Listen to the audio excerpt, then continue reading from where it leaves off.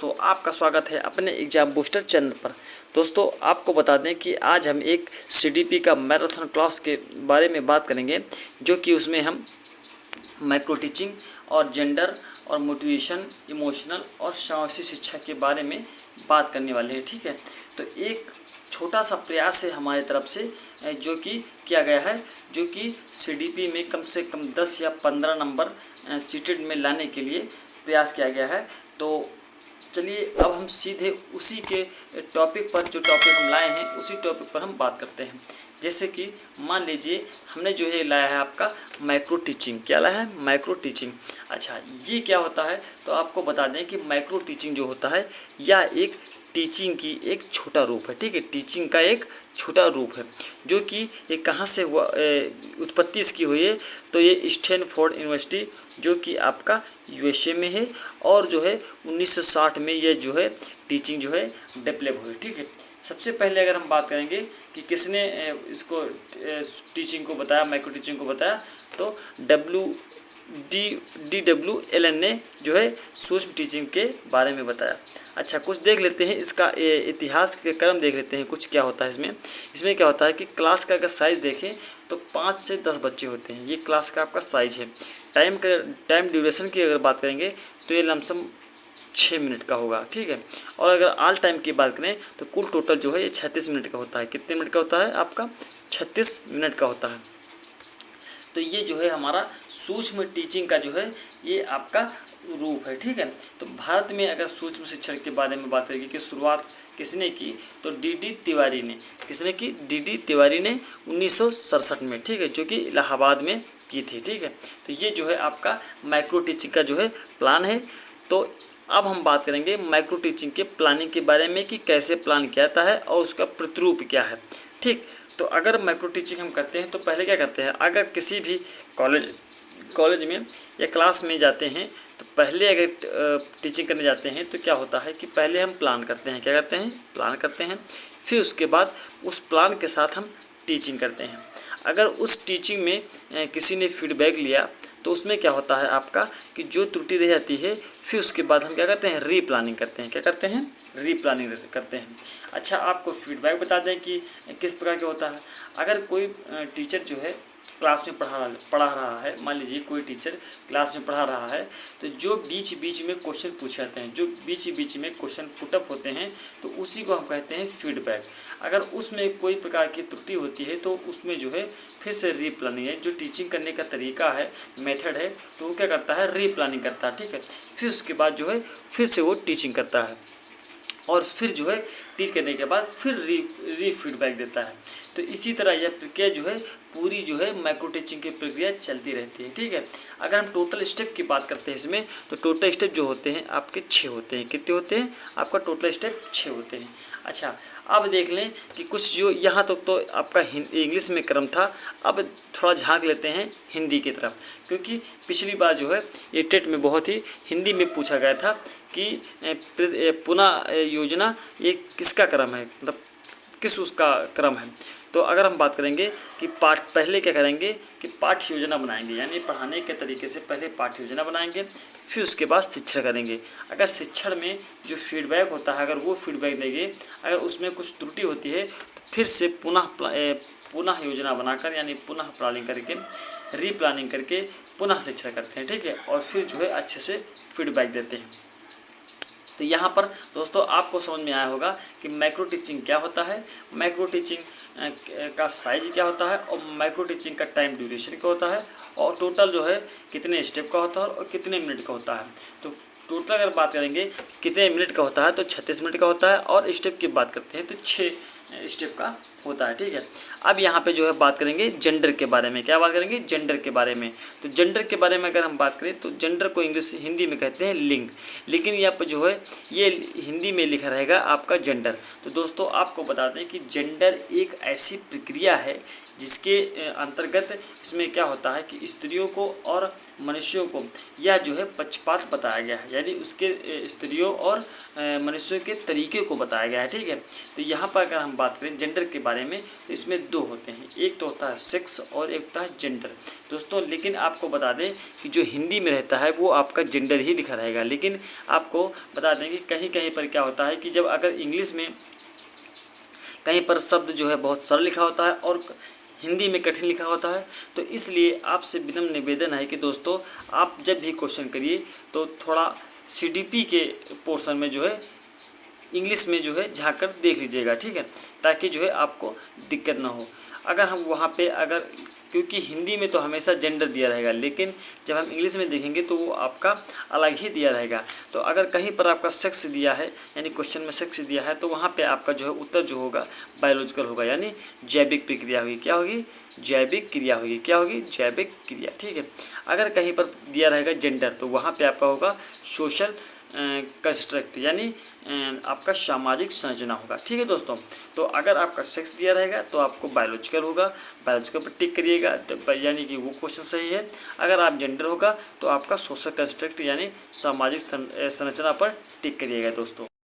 दोस्तों अब हम बात करने वाले हैं कि जो आपका जेंडर है यानी लिंग है तो वो उसमें कितने पॉइंट होते हैं। जैसे कि मान लीजिए अब हम स्टीरियोटाइप के बारे में बात करेंगे कि उसमें एक स्टीरियोटाइप और एक बायसनेस होते हैं, ये पॉइंट होते हैं उसमें। तो स्टीरियोटाइप की अगर हम बात करेंगे तो स्टीरियोटाइप का मतलब होता है उसका रूढ़बद्धता। रूढ़बद्धता का मतलब होता है कि जो पुराने ख्यालों की बातें हैं उसमें वो रखना। ठीक है, पुरानी वाली बातें रखना। जैसे कि मान लीजिए कि समाज में जो पुराना चलता आ रहा है वो आपकी क्या है, समाज की परंपरा को मानकर जो चला आ रहा है उसे कहते हैं स्टीरियोटाइप। जैसे कि मान लीजिए अगर पहले क्या था, पहले समाज का मानना था कि जहाँ पर मनुष्य जाता है, यानी जैसे मान लीजिए मनुष्य घूमने आता है तो वहाँ पे लड़कियाँ नहीं जाएंगी। ठीक है, तो ये आपकी क्या है, रूढ़बद्धता है, यानी जो लड़का काम कर सकता है तो वो आपके लड़कियां काम नहीं करेंगी, यानी कि और या जो लड़कियां काम करेंगी वहाँ पे लड़के काम नहीं करेंगे। तो ये आपकी पुरानी परंपरा है। ठीक है, पुरानी परंपरा है और पुराना ये जो है आपका रूढ़बद्धता है। अगर यहाँ पे बात करेंगे बायसनेस के बारे में तो बायसनेस क्या होता है, तो इसमें आपको बता दें कि किसी भी पक्ष की तरफ झुक जाना, किसी भी एक पक्ष की तरफ झुक जाना, किसी एक पक्ष की तरफ जो है झुक जाना। यानी कि अगर बात करेंगे यानी क्लासरूम में अगर आप बैठे हैं तो अगर उसमें एक लड़की और एक लड़का बैठा है तो आपको अगर किसी एक पक्ष की तरफ, यानी कि अगर चाहे आप लड़का से बात करें चाहे लड़की ऐसे बात करें तो ये जो है आपका क्या होगा, बायसनेस, यानी किसी एक का पक्ष लेना, वो आपका बायसनेस कराता है दोस्तों। तो आपको बहुत अच्छे से समझ में आया होगा, बहुत अच्छे से हमने समझाने की कोशिश की है। तो अब जो है ये जेंडर टॉपिक ख़त्म होता है। अब बात करेंगे इमोशन के बारे में। क्या बात करेंगे? इमोशन के बारे में। अच्छा, इमोशन क्या होते हैं? तो वो हमारे संवेग होते हैं, यानी जो हमारे कहने का मतलब जो हमारी कल्पनाएँ होती हैं वो आपका क्या होते हैं, संवेग होते हैं। अगर हम बात करें कि वाटसन के अनुसार संवेग कितने प्रकार के होते हैं, तो वाटसन के अनुसार संवेग होते हैं 3 प्रकार के। कितने प्रकार के होते हैं? 3 प्रकार के। वो आपका डर होता है, क्रोध होता है और भय होता है। ठीक है, ये 3 प्रकार के होते हैं हमारे वाटसन के अनुसार संवेग। अगर बात करें मैकडूगल के अनुसार वही, तो जो है ये मूल प्रवृत्तियाँ कितनी होती हैं? 14 होती हैं। कितनी होती हैं? 14 होती हैं। एक क्वेश्चन बहुत पूछा जाता है, चाहे टेट हो चाहे सुपर टेट हो या सीटेट हो, कि संवेग और संज्ञान एक दूसरे के कितने होते हैं? सन्निहित होते हैं। अगर हम बात करेंगे संवेग और संज्ञान एक दूसरे के सन्निहित हैं, ये जो है बहुत ही पूछा जाता है। अगर बात करेंगे वही जजांग के अनुसार, क्या पूछेंगे? जजांग के अनुसार अगर बात करेंगे तो संवेग और संज्ञान एक दूसरे में स्वतंत्र होते हैं। बस केवल इन्हीं के अनुसार संवेग और संज्ञान एक दूसरे में स्वतंत्र रहेंगे। बाकी जो है सभी के क्या होता है, संवेग जो है एक दूसरे के क्या है, सन्निहित हैं। क्योंकि इसमें क्या होता है कि जो संज्ञान होता है आपका वो क्या होता है, मानसिक जो है कौशल होता है, मानसिक जो है आपका मेंटल स्किल होती है ना। ये संवेग संज्ञान जो होती है वो आपकी मेंटल स्किल होती है, और संवेग जो होता है वो आपका क्या होता है, वो कल्पनाएं होता है। यानी जो कल्पनाएं होती हैं, यानी जो संवेग होता है उसको जो है संज्ञान क्या करता है, मूव करता है, यानी गति देता है। ठीक है, तो ये जो है संज्ञान जो होता है वो उसकी क्या होती है, मानसिक कौशल होती है, मानसिक स्किल्स होती है। यानी जितनी भी आपकी क्रियाएं होती हैं वो क्या होता है, वो केवल केवल जो है संवेग की जो है गति उसको गति देता है। संवेग में जो है आपकी जितनी भी कल्पनाएं होती हैं, जैसे कि डर है, क्रोध है, भय है और कुछ भी इमेजिनरी होती है, जैसे कि अगर संज्ञान की अगर हम बात करें तो इसमें क्या होता है, आपकी संज्ञान में आपका क्या आता है, संज्ञान में जैसे आप मानसिक कौशल में आपका क्या आता है कि इसमें जो है आपका क्या आता है, तर्क करना, ठीक है, प्रॉब्लम सॉल्विंग आता है, यानी समस्या का समाधान आता है, ठीक है, थिंकिंग आती है, सोच आती है, मेमोरी होती है, ये आपका क्या है, मानसिक कौशल है। पर मानसिक कौशल को इसमें क्या गति देना है, किसमें, संवेग को केवल गति देना है। जो संज्ञान है ये आपकी इसमें प्रॉब्लम सॉल्विंग और आपका थिंकिंग और ये जो है तर्क देना यानी और मेमोरी जो होती है, ये सभी क्या है, संज्ञान है। और संवेग में केवल क्या करना है, गति देना है, यानी संज्ञान जो होता है वो संवेग को केवल गति देता है। तो अब हम बात करेंगे दोस्तों, यहाँ पे चैप्टर बस छोटा सा चैप्टर था ये इमोशन, इसको बस समझना था कि इमोशन क्या होते हैं। बिना इमोशन के दोस्त आप नहीं रह सकते हैं। अगर बिना इमोशन आपके ना हो तो आपका उठना बैठना, इधर उधर सोचना, ये कौन सब लाता है, ये आपका संवेग लाता है। कौन लाता है, संवेग लाता है। तो दोस्तों यहाँ पे ये चैप्टर खत्म होता है। अब चैप्टर स्टार्ट होता है आपका मोटिवेशन। क्या होता है, मोटिवेशन। दोस्तों आपको बताते हैं कि हमने जो आपको वादा किया है कि 2-3 वीडियो में पूरी CDP ख़त्म कर देंगे। तो हाँ दोस्तों, पूरी CDP हम 2-3 वीडियो में ख़त्म कर देंगे, क्योंकि आज इस वीडियो में हमने जो है 4 से 5 चैप्टर रखे हैं उन्हें, और उन चैप्टरों को उन्हीं पॉइंट को रखा है जो कि टीचिंग के दृष्टि से बहुत ही इम्पोर्टेंट है, ठीक है। तो अगर मोटिवेशन की बात करें तो प्रेरणा, हिंदी में कहते हैं इसको प्रेरणा। मोटिवेशन जो है वो लैटिन भाषा में है, किसके है, लैटिन भाषा में। और किसके रूप में है, तो मूवेर के रूप में है। किसके, मूवेर के रूप में है। और ये मूवेर और किससे बना है, मोटम से बना है, ठीक है। अगर अभिप्रेरणा की बात करें हम तो अभिप्रेरणा आपका 2 प्रकार का होता है। क्या प्रकार का होता है, 2 प्रकार का होता है। एक होता है आपका आंतरिक अभिप्रेरणा और एक होता है भैया बाह्य अभिप्रेरणा। अगर हम आंतरिक अभिप्रेरणा के बारे में बात करेंगे तो इसमें जो क्या होता है, जो जैसे मान लीजिए कोई जैसे इस टाइम जो गुजरता है, जैसे आप जो है बिना किसी मतलब आपकी क्रिया हुई, जैसे मान लीजिए आप जो है टीचिंग की तैयारी कर रहे हैं, इस समय जो टीचर की वैकेंसी का वेट कर रहे हैं और उसके बारे में आप तैयारी कर रहे हैं, तो वो अपने मन से तैयारी कर रहे हैं टीचिंग के, आपको कोई प्रेरणा नहीं देता है, ठीक है। तो ये आपकी आंतरिक प्रेरणा होगी, क्योंकि जो आप तैयारी करते हैं यानी अपने मन से तैयारी करते हैं, ठीक है, कि हम आज ये पूरा सिलेबस ख़त्म कर दें या ये कोचिंग ज्वाइन कर लें, वो कोचिंग ज्वाइन कर लें, तो आपको कोई प्रेरणा देता है, आप स्वयं ही प्रेरणा, यानी वो आपका आंतरिक प्रेरणा है।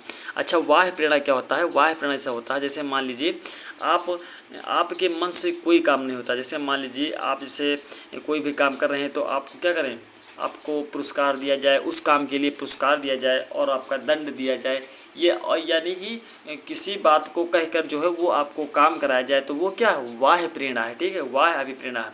जो आपका अंदर से काम यानी आंतरिक जो इच्छा होती है उससे जो काम करते हैं तो वो आपकी आंतरिक प्रेरणा है।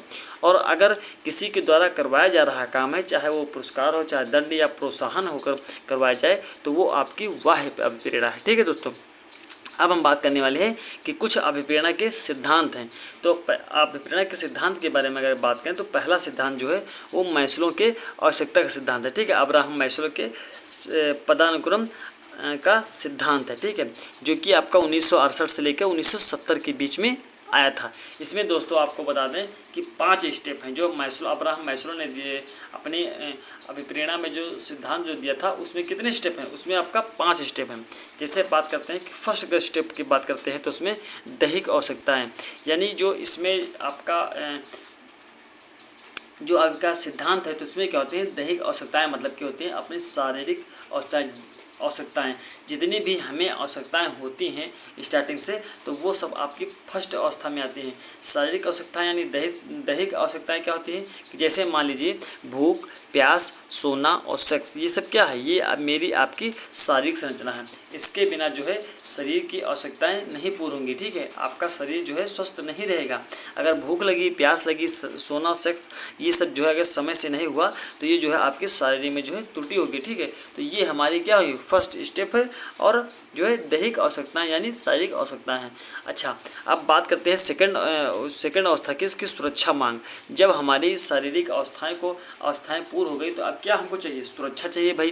कि इसे मान लीजिए कब ये आवश्यकताएं पूर्ण होंगी, जब आप अच्छे नौकरी पाए होंगे। ठीक है, संसाधन होंगे। ठीक है, और ये सब सुरक्षा तभी होंगे जब आप अच्छे से जीवन अपना व्यतीत करते होंगे, यानी आपके जितने संसाधन भी हैं वो अच्छे से उपलब्ध हो सके। ठीक है, अब हम बात करेंगे थर्ड स्टेज के बारे में कि आत्मीयता यानी आत्मीयता की आवश्यकता। अब इसमें क्या होता है कि जो आप शारीरिक आवश्यकता पा गए, फिर सुरक्षा की मांग पा गए, अब चाहिए आपको आत्मीयता यानी कि जो है नौकरी भी आप संपन्न हो गए, आपकी भूख प्यास वो भी उसमें भी संपन्न हो गए। अब तुमको बनाना है कि दोस्त परिवार के बीच में रहना है। जैसे मान लीजिए दोस्त है, परिवार है और आपका जीवन साथी है, ये आपकी सब क्या होती है, आत्मीय आवश्यकता के अनुसार आता है। किसमें, आत्मीय आवश्यकता के अनुसार आता है।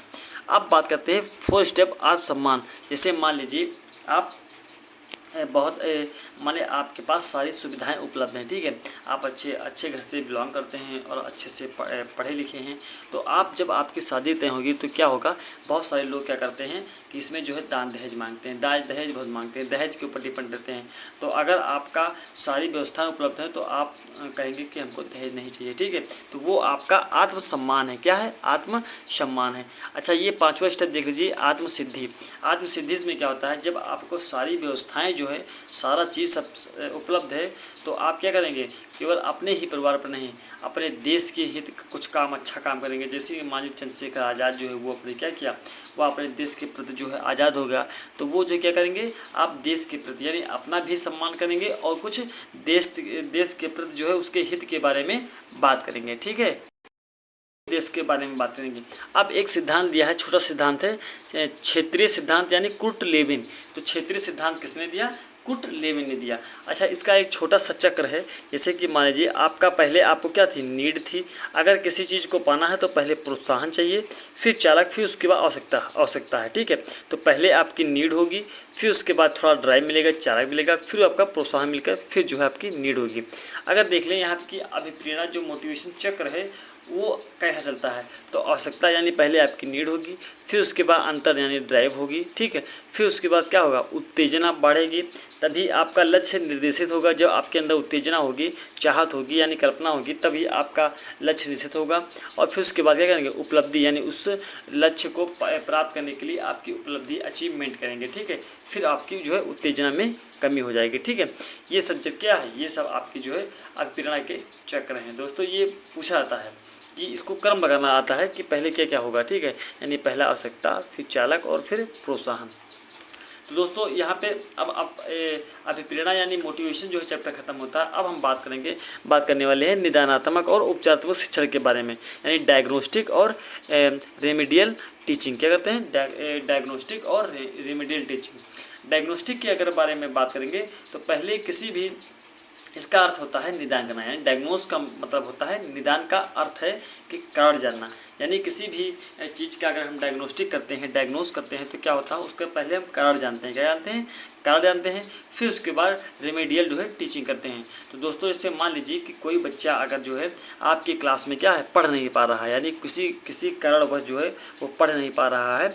अगर आप बहुत ही अच्छे से उस बच्चे को समझाते हैं और उसके समझ में नहीं आता है, फिर भी अगर क्वेश्चन पूछते हैं तो वो नहीं बता पाता है, तो क्या होता है कि वो जो है कहीं ना कहीं क्या है, कहीं ना कहीं डिसऑर्डर से ग्रसित है। ठीक है, वो कहीं ना कहीं डिसऑर्डर से ग्रसित है और उसका क्या करना चाहिए, उसको पहले निदान करना चाहिए, यानी उसका कारण जानना चाहिए कि बेटा आपको क्यों नहीं आ रहा। भाई, हम अगर अच्छे से बता रहे हैं तो आपको क्यों नहीं आ रहा, कहीं पर आपकी त्रुटि होगी, तो आपको पहले क्या करना चाहिए, उसके कारणों को जानना चाहिए, ना कि उसको क्वेश्चन पूछा जाता है कि अगर डायग्नोस्टिक यानी अगर कोई बच्चा क्लास में मान लीजिए कोई बच्चा क्लास में आप क्वेश्चन पूछ रहे हैं, नहीं बता पा रहा है, तो उसको क्या करना चाहिए, कारण जानना चाहिए कि मानना चाहिए कि उसके घर वालों को बताना चाहिए कि उसके सहपाठी को बताना चाहिए। तो दोस्तों आपको बता दें कि उसका आंसर जो होगा वो होगा कारण जानना चाहिए।